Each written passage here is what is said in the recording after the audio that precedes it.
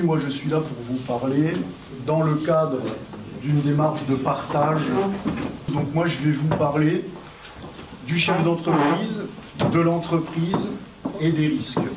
Alors, rapidement, pour poser le décor, Ingénierisque est implanté en France, a une antenne au Luxembourg et vraisemblablement va s'implanter au Maroc. On le souhaite en tout cas, Inch'Allah, si vous permettez, dans les tout prochains mois. Ingénierisque est représenté ici donc par moi-même et par mon associé au Maroc notamment, et en France, Cédric Lawani. Bien, ceci pour poser le décor. Donc moi, qui je suis, j'ai une carrière professionnelle dans les différents métiers de sécurité, sûreté de 40 ans. J'hésite trop souvent à citer le temps parce que sinon ça a un rapport avec mon âge. Bon. Donc je suis particulièrement fier d'avoir fait un DES en Risk Management à l'ESCA Casablanca. Et par ailleurs, j'ai un Master 2 en intelligence économique, un diplôme universitaire en sécurité intérieure. J'ai, je pense, la légitimité pour traiter les sujets qu'on va voir aujourd'hui. L'idée que j'ai proposée, c'est innover la gestion des risques pour optimiser la sûreté économique de l'entreprise et la sécurité juridique de ses dirigeants. Alors pourquoi j'ai choisi ce thème? Parce qu'une société, quel que soit le pays dans lequel on se trouve, ne peut pas vivre sans ses entreprises.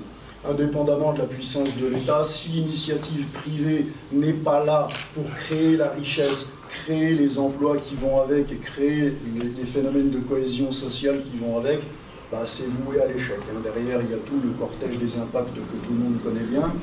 Donc, comme les matières sont très complexes, parce que d'un côté, on a des chefs d'entreprise qui vont investir leur argent d'initiatives privées, mais de l'autre côté, j'espère qu'il n'y a pas trop de représentants élus dans la salle avec des politiques qui aiment bien légiférer, créer toujours plus de lois, le chef d'entreprise, au bout d'un moment, il se retrouve, je ne dis pas complètement perdu, mais il est obligé de consacrer une partie importante de son chiffre d'affaires pour embaucher des juristes, des comptables, des financiers, des hommes sécurité, etc. Je ne dis pas que ces fonctions ne sont pas importantes, bien au contraire, mais en tout cas, aujourd'hui, notamment en Europe, le chef d'entreprise est en permanence obligé de rendre des comptes à ceux qu'on appelle pudiquement et juridiquement ses parties prenantes.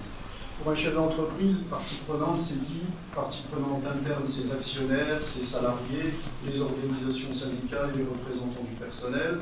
Pour les parties externes, c'est le banquier, c'est les fournisseurs, c'est les clients, mais c'est plus généralement, à l'ère d'Internet, la population à qui il doit rendre des comptes sur la gestion de son entreprise, notamment en cas de risque de pollution de l'environnement, etc., etc.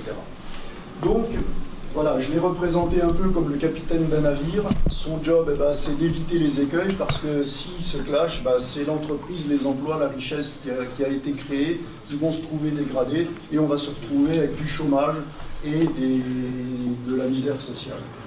Bien, donc, ce que je vais vous présenter, c'est une application qui m'a pris quand même, et je vous prie de me croire, 10 ans de travail.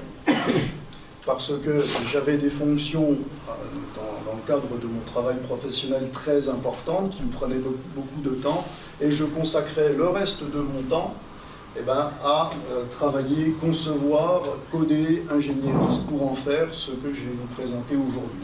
Donc l'outil que je vais vous présenter aujourd'hui, je le dis sans aucune prétention, mais il est tellement riche qu'il peut être utilisé à la fois dans le domaine du contrôle de l'audit interne ou de l'audit externe, de la gestion des risques, du contrôle de conformité, de pilotage de la gouvernance, pour assurer une maîtrise opérationnelle et également pour entrer dans une démarche de maîtrise de la RSE, la responsabilité sociale d'entreprise, qui est de plus en plus exigée pour des questions d'éthique des entreprises.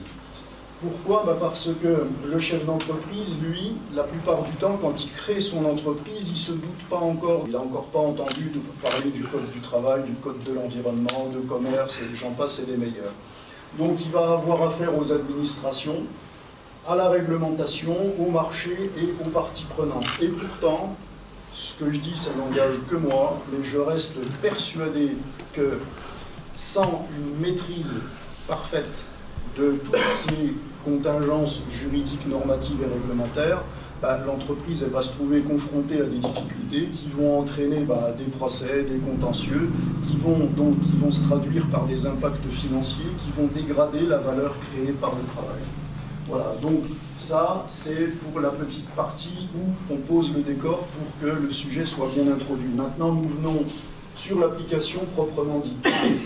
Alors, l'application proprement dite, là on parle donc de sécurité économique.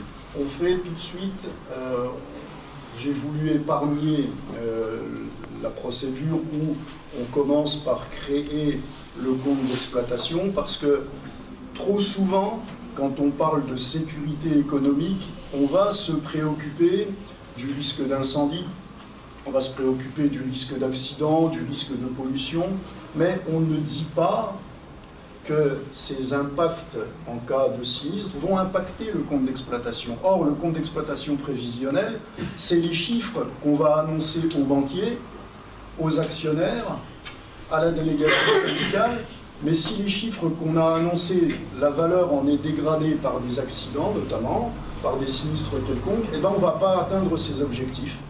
Et l'entreprise peut se retrouver en situation de faillite. Donc là, on va regarder comment un risque naît. Mais on va aller à l'essentiel, l'objectif n'étant certainement pas de vous faire un cours magistral sur la gestion des risques.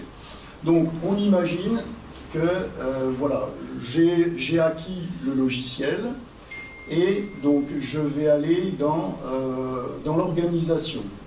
On va aller dans configurer l'environnement opérationnel. Et là, on arrive là-dessus. Sur cette page, on a 10 fonctions.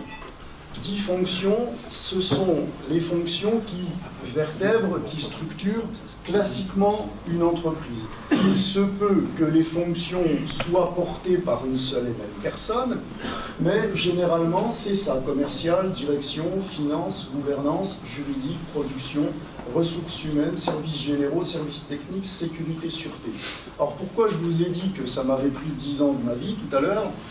Eh bien parce que par fonction, j'ai identifié les opérations qui étaient réalisées quotidiennement, périodiquement, par l'entreprise. Mais quand on parle de fonction, on parle de responsable de fonction, responsable financier, responsable sécurité, etc. Le chef d'entreprise, lui, il est au-dessus. Alors, la version marocaine est encore pas tout à fait aboutie, elle est en très bonne voie, c'est une question de mois, mais côté européen, le chef d'entreprise, c'est une réglementation européenne, il est d'emblée désigné comme la victime expiatoire de tout ce qui se passe dans l'entreprise, même en son absence, y compris en cas de délégation de pouvoir. Pourquoi? Parce que dans le cadre d'un contentieux, on recherche des éléments qui sont solvables. Donc c'est le chef d'entreprise qui est d'emblée désigné. Moi, j'ai voulu un peu décharger le chef d'entreprise de cette responsabilité civile et pénale qui perdure par ailleurs, la responsabilité pénale n'étant ni assurable ni délégable, mais j'ai voulu responsabiliser d'emblée les responsables de fonction de manière à ce que le chef d'entreprise il puisse faire des bilans avec eux sur la performance semestrielle ou annuelle. Donc, qu'est-ce que j'ai fait?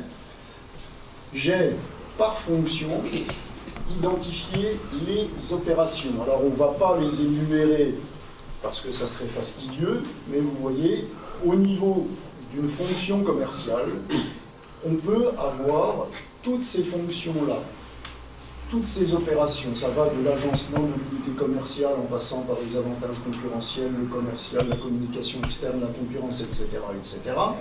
Idem au niveau direction, idem au niveau finance. Alors, une petite précision, quand on va par exemple dans direction, je prends cet exemple, mais c'est valable pour tout le reste, hein, en termes de continuité d'activité, on n'a pas la souris, c'est donc on ne peut pas...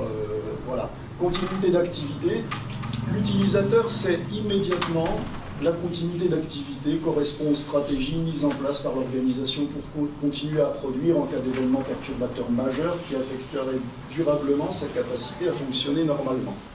Donc à chaque fois, on a la définition de la matière que l'on va analyser.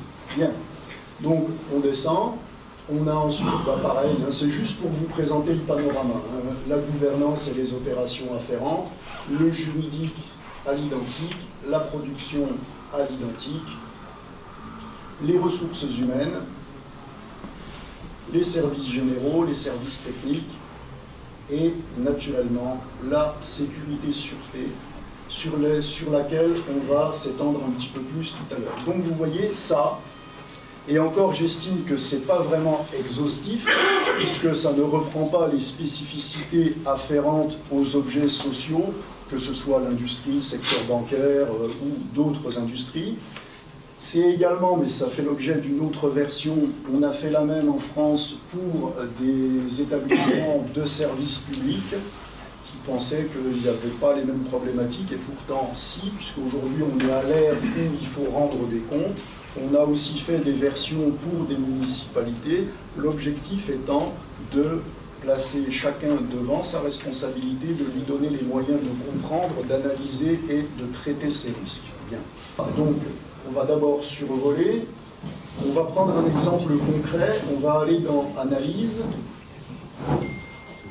Donc là, par exemple, je dis analyse des pratiques des fonctions.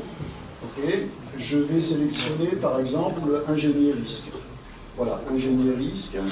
Là, on est sur la version France. Vous voyez le drapeau, c'est qu'on est dans la version France. Donc, je précise qu'il y a la version luxembourgeoise qui est aboutie. Pourquoi? Parce qu'on a signé des gros contrats là-bas. Il y a la version marocaine qui est en cours de préparation. Je vous montrerai ce qu'on a déjà fait pour la version marocaine. L'objectif étant de déployer dans le meilleur temps et dans les meilleures conditions. L'objectif, c'est aussi d'évaluer l'intérêt qu'un tel outil peut représenter.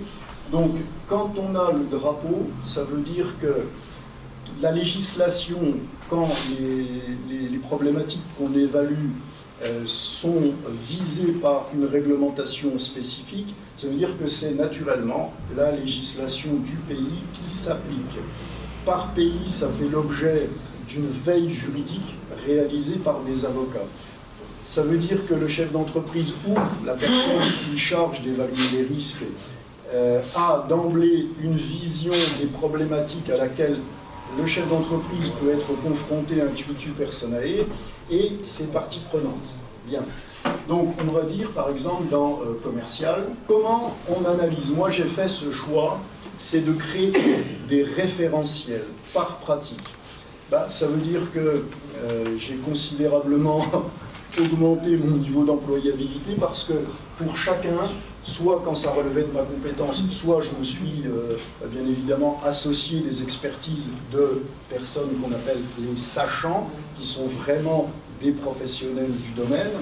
Donc j'ai créé des référentiels. Chaque référentiel, c'est 10 questions. Les racines des questions sont toujours les mêmes. C'est toujours la fonction est sûre. Ça rejoint ce que je disais tout à l'heure. Est-ce que la fonction, c'est-à-dire le responsable de fonction qui doit prendre sa responsabilité et qui doit la partager avec ses collaborateurs, est certain de la conformité des opérations qui sont réalisées au quotidien? Ça, c'est ce qu'on appelle en matière d'assurance qualité une assurance raisonnable qu'il doit à son employeur qui le rémunère.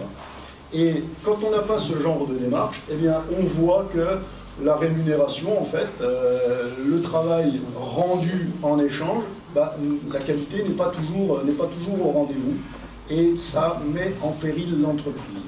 Donc on va dire, alors pour la commodité de la démonstration, je précise que chacune des questions est un point clé parce que dans la pratique classique, hors conscience éveillée, si on pose la question, mais à n'importe qui, moi je fais le procès de personne, je dis en toute indépendance d'esprit, si on dit à un chef d'entreprise, est-ce que votre pratique vente est conforme? Bien sûr que oui, hein. Évidemment que oui, il va dire que oui. Quand on prend la peine d'aborder la question sous l'angle où on va détailler les différentes composantes de la notion de conformité, eh bien, on va s'apercevoir que pour savoir si les ventes sont conformes, on va d'abord s'intéresser à ce que l'organisation, c'est-à-dire le comité de direction, est sensible aux enjeux de la vente.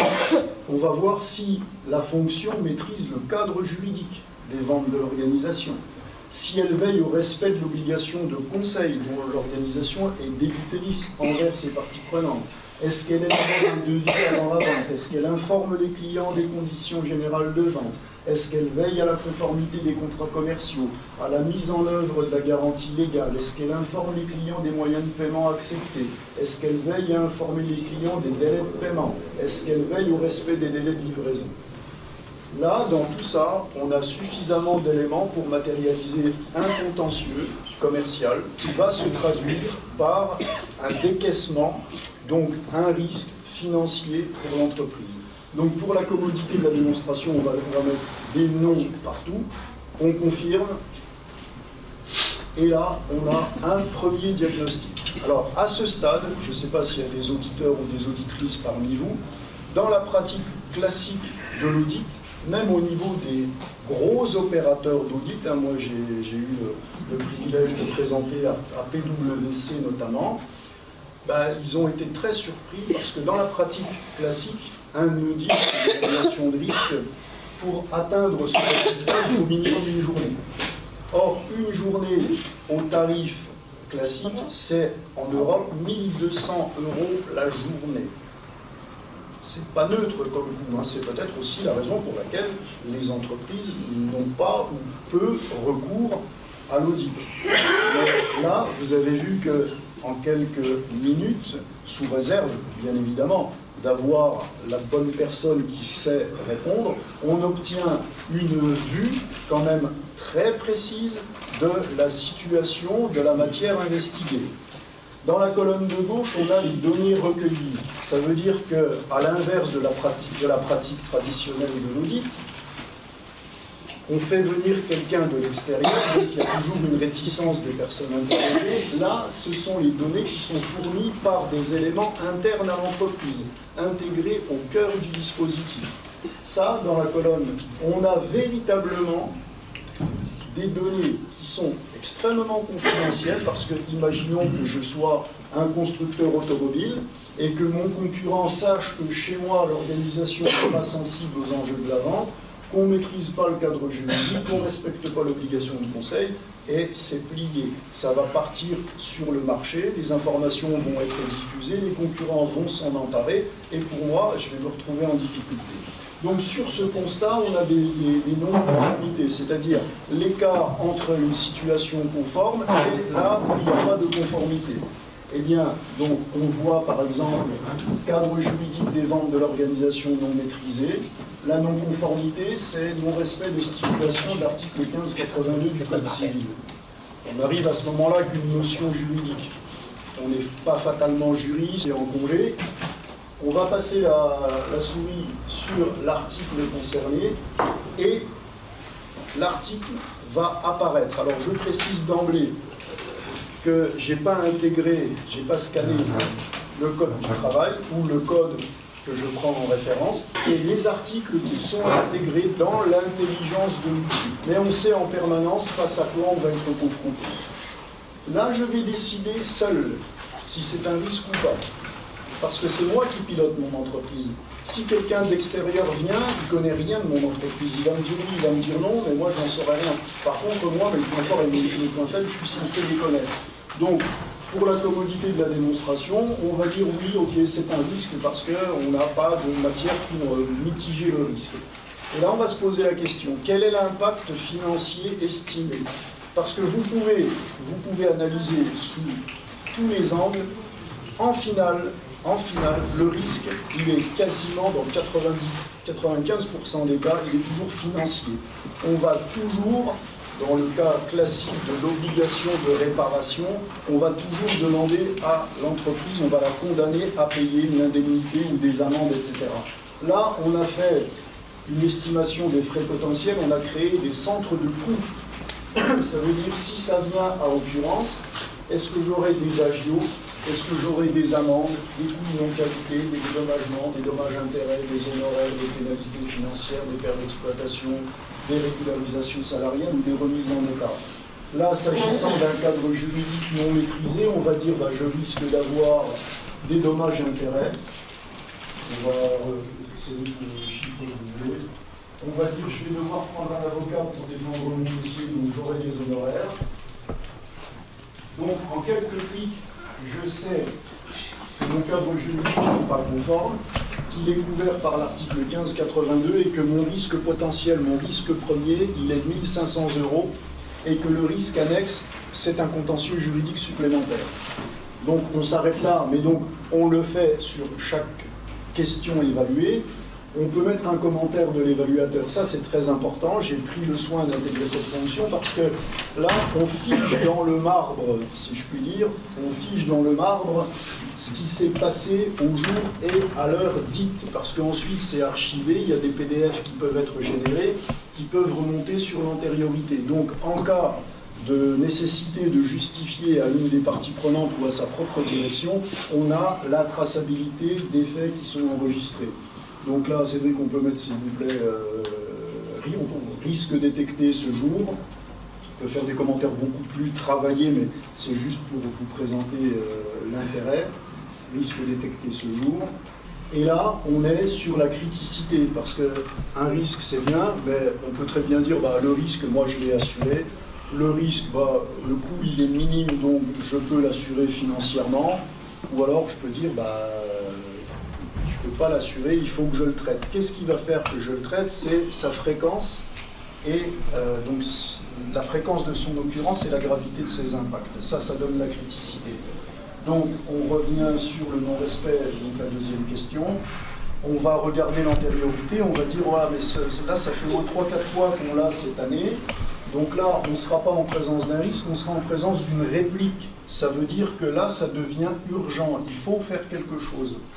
Donc, est-ce que ça affecte mes moyens de défense? Oui ou non? Est-ce que ça affecte mes moyens d'assurance? Oui ou non? Donc, on ne va pas s'appesantir là-dessus, parce que si on dit oui, eh ben, on télécharge un document qui va permettre d'alimenter la banque de données que l'on pourra réexploiter au prochain audit, parce qu'on est dans, je ne sais pas s'il y a des qualiticiens parmi nous, dans ce qu'on appelle la route de Deming, le PDCA, Plan Do Check Act. Okay? Donc là, on descend, on refait un commentaire, donc on met informer l'assureur. Là, on a un diagnostic en quelques clics. On sait les commentaires, vous voyez, on les retrouve, on a évalué, on a fait un état des lieux de la pratique vente, on retrouve les commentaires en haut sur la fiabilité de la pratique vente, sur la criticité des risques identifiés. Là, on a tous les risques qu'on a évalués, les types de risques, ceux qui génèrent le risque et les coûts afférents au risque. Donc si on clique, voilà, on voit les centres de coûts qu'on a affectés. Là, il est encore possible pour le chef d'entreprise de dire « Ah, dommages et intérêts, dans l'intervalle, on s'est renseigné auprès de l'avocat, ils sont moindres, ou alors bah, les honoraires, ils comptent plus que d'habitude, mais on touche le nerf de la guerre, c'est-à-dire les aspects financiers. » D'accord? Donc, ok, on descend, et là, vous voyez, si on veut, on peut s'arrêter là. On a évalué les risques. Ça, c'est démarche de contrôle interne, d'audit interne, d'audit qualité. Et là, c'est transposable dans n'importe quelle structure. Il se trouve qu'en France, notamment, on a pas mal de contacts avec le ministère de la Défense, qui nous a demandé de faire une première évaluation des possibilités de ce qu'on pourrait leur offrir, par exemple sur la gestion de leur stock, par exemple, des choses comme ça, voir la conformité par rapport à leurs instructions, leur réglementation interne, et c'est transposable, encore une fois. La démarche d'audit, elle n'est pas spécifiquement réservée à l'entreprise. On peut la transposer dans n'importe quel domaine et dans n'importe quelle typologie d'objet social, c'est-à-dire aussi bien le secteur commercial, bancaire, hospitalier, etc. Si on décide d'aller plus loin, on peut aller dans management des risques. Et dans management des risques, là, on ne va pas le faire parce qu'il y a d'autres intervenants, mais vous voyez, là, on peut désigner un pilote dans l'entreprise. Donc, on mettrait dans l'action qu'on a rappelée, on rappelle le risque, l'action proposée pour réduire ou maîtriser le risque. On désignerait un pilote interne, on lui fixerait une date limite, et par exemple, je dirais, bah tiens, monsieur Cédric Lavoigny, je vous informe que vous êtes titulaire de telle action, proposez-moi des actions de remédiation pour ramener le risque au plus proche de zéro. Donc là, il y aurait un échange entre M. Lawani et moi-même. Il m'enverrait des preuves, je dirais oui ou non, jusqu'à ce que la situation soit rétablie. D'accord? Ok, donc très bien. Maintenant, on veut avoir une vue un peu plus globale. On va voir les pratiques de la fonction. Donc là, on n'a que la fonction commerciale. C'est normal parce qu'on a fait le choix de le circonscrire à la fonction commerciale. Maintenant, pour continuer dans la démarche économique, on va dans analyse, dans état de la menace. On voit par rapport aux fonctions et aux masses salariales que l'on va intégrer, le risque financier estimé, les coûts de remédiation engagés. Ça, ce sont deux notions très importantes. Le risque financier estimé par rapport à une situation dont je prends connaissance à la suite de l'évaluation, mais dont je n'étais pas informé au moment où j'ai construit mon prévisionnel. Les coûts de remédiation engagés, ça veut dire que malgré le fait que je rémunère les collaborateurs pour que mon entreprise soit safe, eh ben, il y a des défaillances et je me retrouve à devoir débourser de l'argent en plus pour pouvoir y remédier. Donc là, l'état de la menace, c'est 3 500 € par rapport à mon résultat prévisionnel qui est de 105 000 €. Ça me représente 3,32%. L'algorithme me dit que le statut de la menace, pour l'instant, il est maîtrisé. Bien. Donc là, le principe est compris, mais ça va me permettre de faire une transition tout en douceur. On va dire analyse des pratiques des fonctions. On va prendre IGK Maroc. Voilà. Vous voyez, donc là, drapeau marocain, version marocaine, législation marocaine, documentation marocaine. C'est encore pas à jour, mais dans les 2 mois qui viennent, fin d'année, début janvier ou plus tard, on sera opérationnel. On va prendre la fonction sécurité-sûreté. Et on va prendre le Covid-19. Donc pour la Covid-19, donc toujours rappel de la matière que l'on va traiter. Et là, le questionnaire. Alors, je sais que le Maroc a été, je dirais, exemplaire dans sa gestion du Covid, mais juste pour la commodité de la démonstration, on va mettre des noms partout. Bien. Donc, est-ce qu'elle est sensible aux enjeux de la Covid-19? Je m'appesantis juste 2 minutes sur les questions pour que vous me disiez, vous pouvez prendre la parole, hein, si ces questions vous paraissent pertinentes ou non. Et j'accepte la critique, hein, n'ayez pas peur. Donc, est-ce que l'organisation est sensible aux enjeux de l'organisation? Est-ce qu'elle a analysé l'incidence de la Covid-19 dans l'organisation? Est-ce qu'elle a évalué le risque de Covid-19? Est-ce qu'elle a défini les mesures de prévention à mettre en œuvre? Est-ce qu'elle a défini le protocole sanitaire applicable dans l'organisation? Est-ce qu'elle a informé les salariés de l'organisation des mesures sanitaires à respecter? Est-ce qu'elle a mis des équipements de protection sanitaire contre la Covid à disposition des salariés? Est-ce qu'elle a désigné le référent Covid? Est-ce qu'elle a contrôlé le respect des mesures sanitaires à appliquer? Donc là, vous pouvez voir qu'en quelques questions, on fait un bilan assez précis. Malgré tout, je n'ai pas la prétention de dire qu'on a circonscrit toutes les hypothèses, mais si on est au-delà de 10 questions, ça n'a plus vraiment de sens. Il vaut mieux créer un second référentiel. Mais là, ce que moi j'ai voulu faire, c'est apporter immédiatement au chef d'entreprise les éléments pertinents qui lui permettent de prendre en compte une situation et de réagir. De manière à ce que personne puisse lui dire « vous êtes responsable, vous n'avez rien fait », certes, mais aussi et surtout pour qu'il puisse immédiatement prendre en compte la sécurité et la santé de ses salariés. Bien. Donc là, on a dit non partout et on confirme. On va aller directement sur les situations qui peuvent être qualifiées juridiquement. Donc, non-respect des stipulations de l'article 281 du Code du travail. Code du travail marocain. Donc, que dit? Voilà, doit veiller, donc c'est en France, au Luxembourg ou ailleurs, c'est l'obligation générale de sécurité de l'employeur vis-à-vis de ses salariés. Cette obligation, elle naît du rapport de dépendance qui vient de la signature du contrat de travail du salarié envers l'employeur. Le salarié contracte une obligation qui est de fournir loyalement l'exécution de son contrat de travail. L'employeur, c'est de le rémunérer et de protéger son salarié sur les aspects physiques, mentaux et intellectuels du poste de travail. On descend.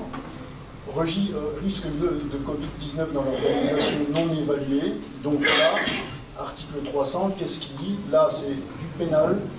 L'entreprise peut être fermée 6 mois et peut être ensuite fermée définitivement en cas de violation des prescriptions législatives ou réglementaires relatives à la sécurité et à l'hygiène.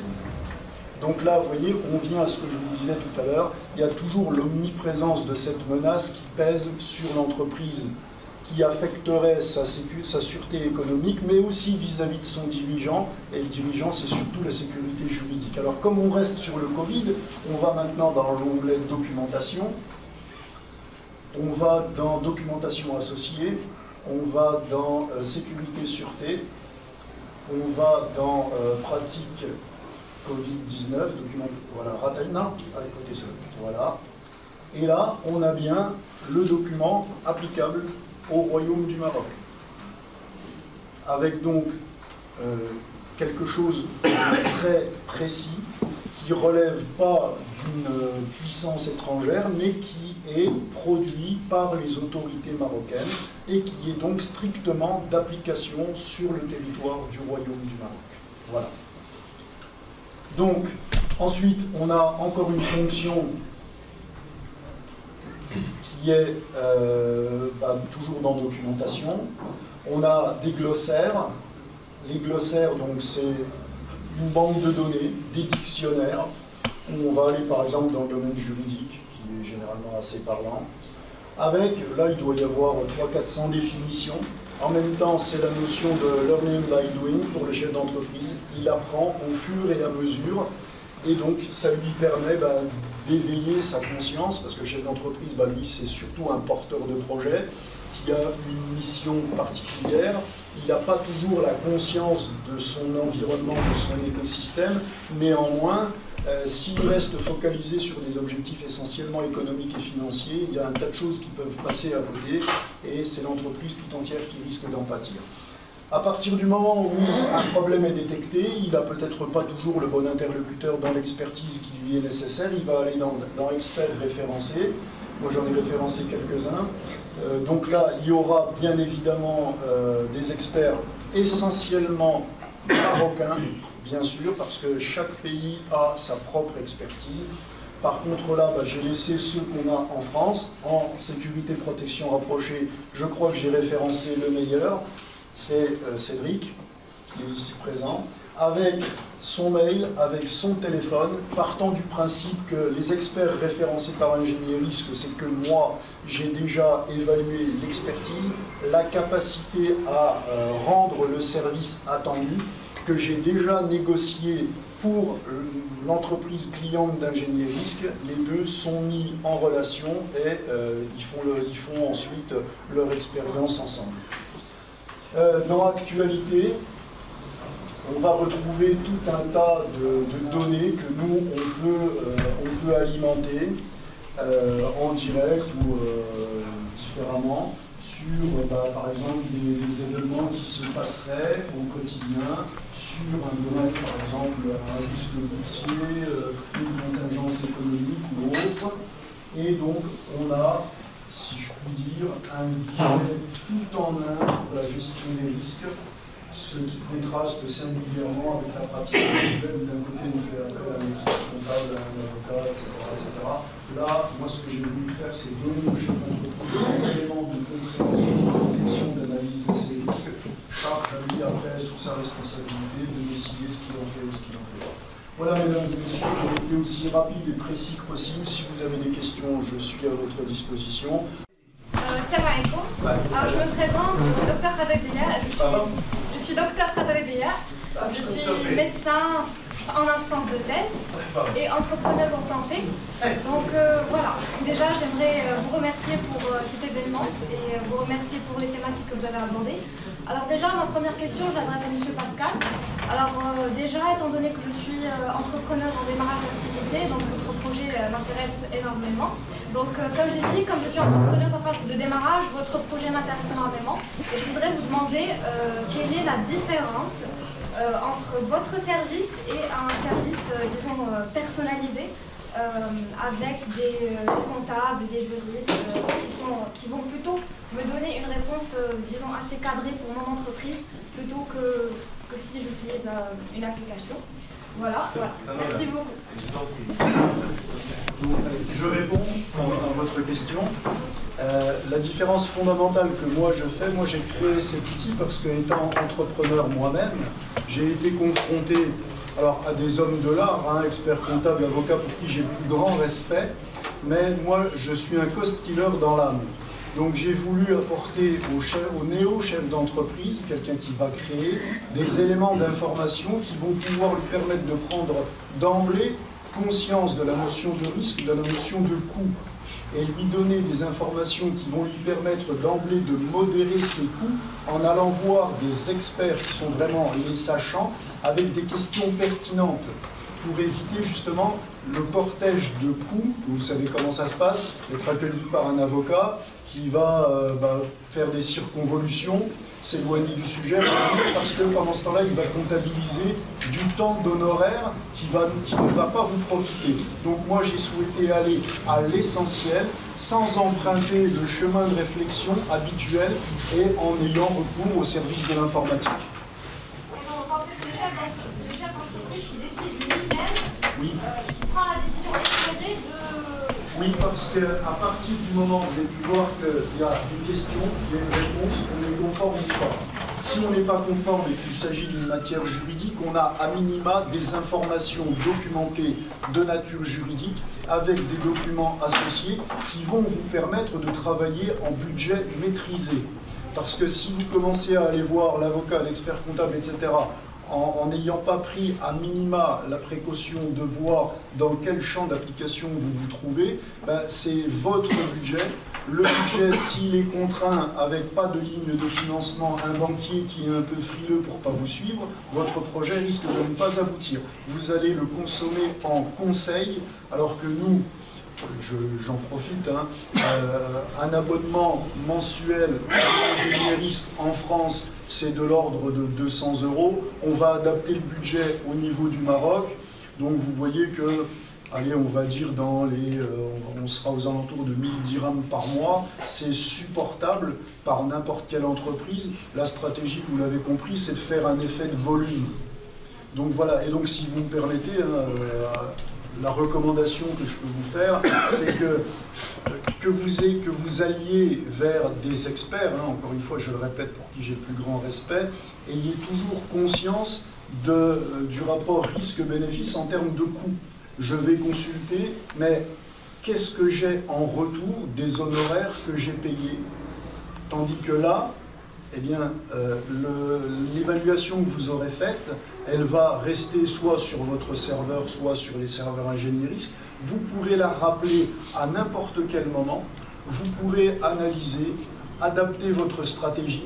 Donc vous serez dans une démarche d'amélioration continue. L'expert, le comptable, une fois que vous l'avez vu, la porte est fermée. Si vous voulez reprendre le dossier, il faudra payer encore une consultation. Voilà, donc moi je n'ai pas fait mystère, c'est défendre l'entreprise, le chef d'entreprise et réduire les budgets pour accroître la profitabilité de l'entreprise au maximum. Est-ce que ça répond à votre question? Parfait. Merci. Merci beaucoup.